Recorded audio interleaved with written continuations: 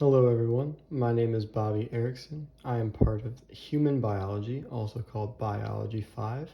My professor is Professor Lohr, and today we will be extracting DNA from a strawberry. Today you will need a total of 8 different ingredients. Those ingredients are a resealable plastic bag, some strawberries, dish detergent, water, 2 plastic cups,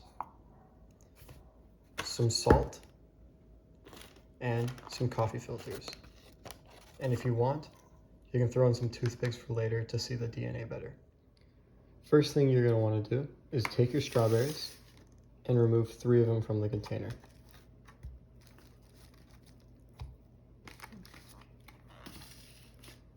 Make sure to remove any of the green leaves that are still on it and have not fallen off.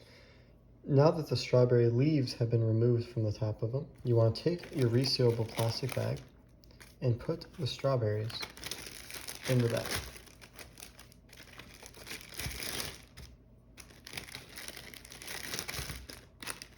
Make sure to seal the bag up. Now that the strawberries are in the bag and the bag is sealed up, and you want to make sure to let out as much air as possible, you want to start smushing the strawberries.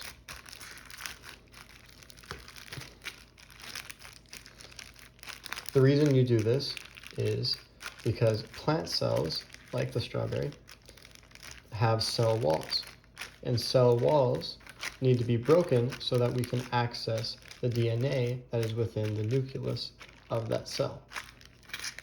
You just want to keep smushing it until it is as fine and pulpy, I guess, as you can get.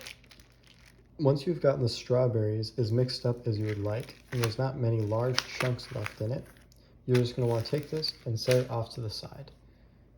Next, you want to grab one of your plastic cups, and you're going to mix together 2 teaspoons of the dish detergent and 1 teaspoon of salt, and then half a cup of water.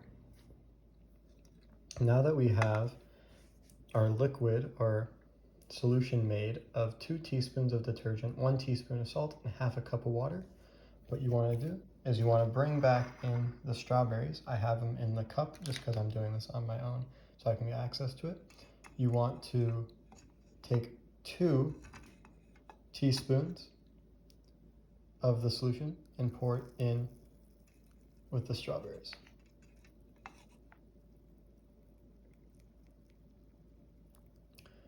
I'm just going to do 3 just to be sure. The reason you want to do this is because the salt that you put in the solution shields the negative phosphate ends of the DNA, which allows the ends to come closer so the DNA can precipitate out of the cold alcohol that we will later put into the bag.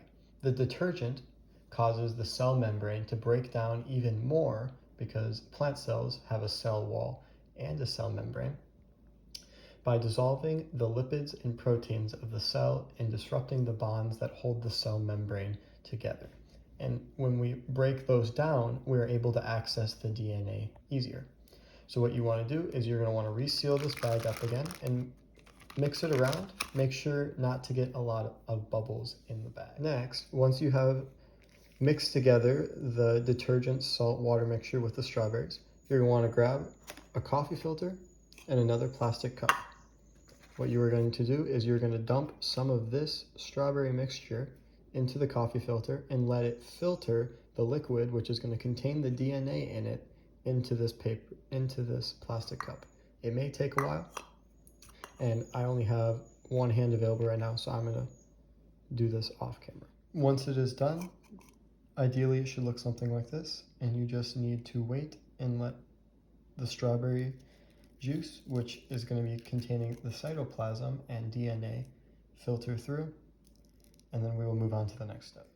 Once you have gotten a good amount of the strawberry juice out of the coffee filter, it may help to gently squeeze it, but just make sure not to break the coffee filter. You want to grab some rubbing alcohol and pour in about as much rubbing alcohol as there is strawberry juice.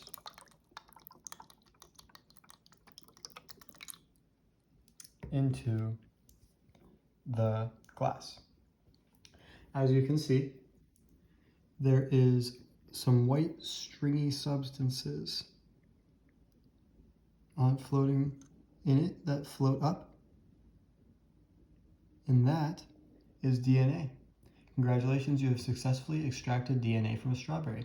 You can do this experiment with other fruits, such as bananas and kiwis, but strawberries work the best because they have a ton of DNA.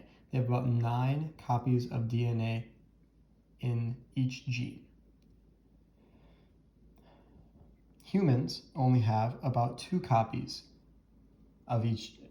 Humans only have 2 copies of each of their genes.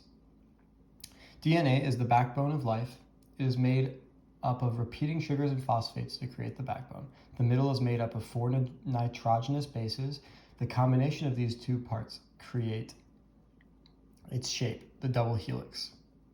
DNA is in all living things. It is in prokaryotics and eukaryotic cells. The differences come with prokaryotics lacking the nutrient or lacking a nucleus, with eukaryotics having the nucleus. Thank you for doing this experiment with me, and hopefully you can try it on your own.